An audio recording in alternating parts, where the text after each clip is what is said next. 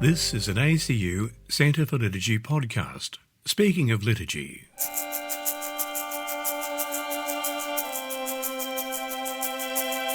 One of the hallmarks of being a Christian and part of a faith community is when we assemble for worship.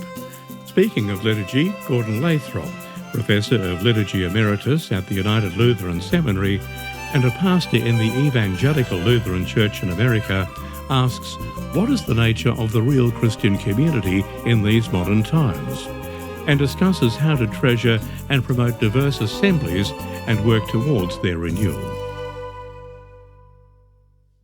I want to talk with you about the Christian assembly and its importance. Already in the year 2000, Robert Putnam, in a book called Bowling Alone, warned Americans of a widespread decline in social capital. He was speaking about the increasing disappearance of the common strength for life and work that arises from our regularly experiencing relationships in communities of trust. I'm sure both that book and the decline it signaled have also appeared in Australia. Putnam argued that much of the decline he observed seemed to be due to the illusion of community that came with the explosion of screens in our lives, the burgeoning use of television and computers. In our own time, the problem seems even worse. With most people getting news only from online sources they themselves like and choose, very little counters our bitter political divisions. With what we see on screen primarily determined by algorithms that read our previous viewing habits, our experienced world grows smaller.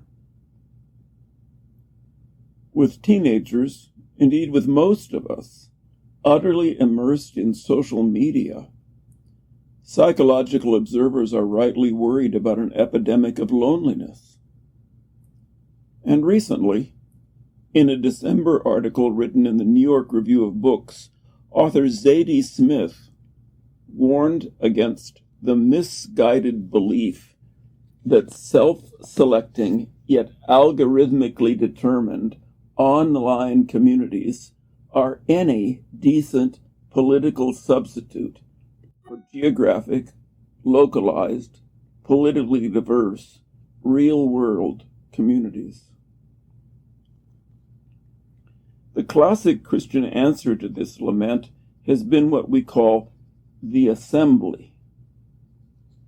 That gathering is indeed our geographic, localized, diverse, real-world community of trust. We cannot do without it. Louis-Marie Chauvet has rightly argued that the convoked gathering of people who together remember Jesus Christ and believe he is present among them is the primary mark of Christians. He further says that this gathering is the fundamental sacrament of the risen Christ.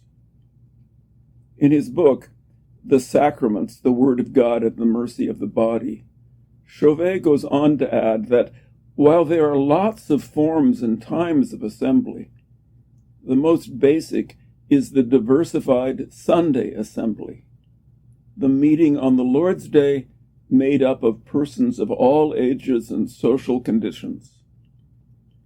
This diversity can exactly help us resist the deleterious effects of self-selecting online communities. One of the great achievements of the liturgical movement has been the recovery of the local Eucharistic assembly as the most basic form of church. Late 20th century liturgical materials spoke repeatedly about the assembly. Assembly song was back, and musicians were once again leaders of assembly song, not concert artists. Instead of calling the minister leading the Christian meeting the celebrant, Christian liturgists in many churches urged the use of the old term, the presider. This is the term already present in the first apology of Justin Martyr in the 2nd century, in that first full description of Christian Sunday liturgy contained there. For Justin and for us, the whole assembly celebrates. Our bishop, priest, or pastor presides in our midst, is, as Aidan Kavanagh wrote, the speaker of our house of worship, but doesn't do it all. Liturgical theology was then increasingly reflection on what it means when we communally enact the primary symbols of Christian faith. Against both individualism and crowd mentality, some teachers began to talk of the personal communal experience as belonging to healthy liturgy.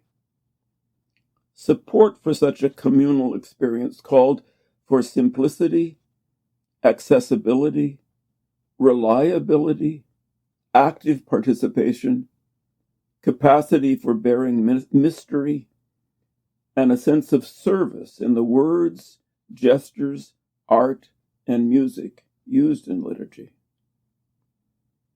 Anticipating Chauvet, Robert Hovde rightly wrote that the most important symbol of Christ available to us is this assembly of believers. So most of us Christians, of whatever confession or communion, have in diverse ways had assemblies in which we participate in the mysteries of Christ. Assemblies forming us to find faith again and so to care about our neighbors and all the world. We have assemblies centered on and actively engaged in the word and sacraments of Jesus Christ. The word and the sacraments that are meant for communities, meant to make the church. We need to note this stunning ecumenical fact, even though the ways of connecting and governing those assemblies differ among us. Whatever else may be said about our divisions, we have begun to recognize in the other communities something that looks like church when we see those assemblies.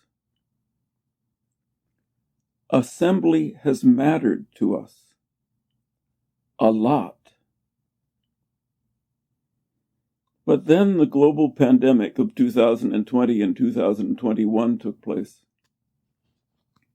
Both the legitimate public health need to pause public gatherings and the emergent use of electronic communication replacing or supplementing those gatherings seemed to blow away much that had been achieved. The strength of the accent on assembly has not yet returned. Ironically, to have something like assembly, we have turned to the very screens which have delivered such problems to us in our time. Of course, we ought to rejoice in the communications tools that are available to us in digital electronics, as long as we are not fooled by them. We cannot sing together online. We cannot commune together. And we are tempted to use our screens precisely to avoid diversity, to avoid the sometimes irritating presence of real people. What shall we do? I think we are called just now to think again about what assembly is, to treasure it, and to constantly work on its renewal. That thinking might begin with the Bible, especially with the fact that assembly is the best word we can use to represent the Greek word we usually translate as church, ecclesia.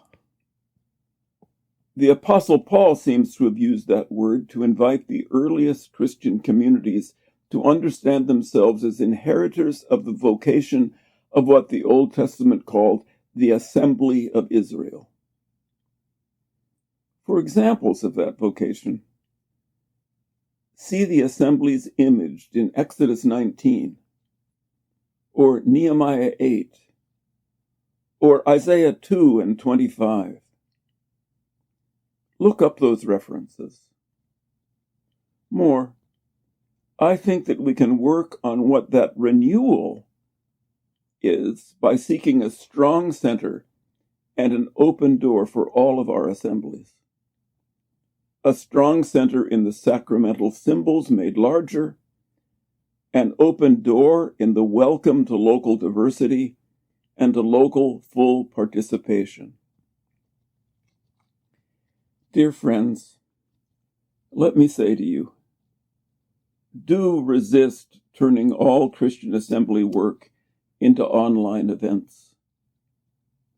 And do work with others to treasure and think about and strengthen your assembly. Assembly is the primary mark of being a Christian.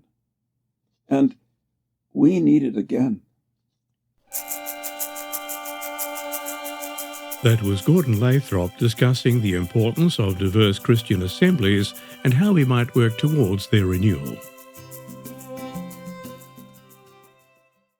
The ACU Centre for Liturgy, which provides pastoral formation in liturgy across Australia and beyond, is pleased to provide this podcast, Speaking of Liturgy.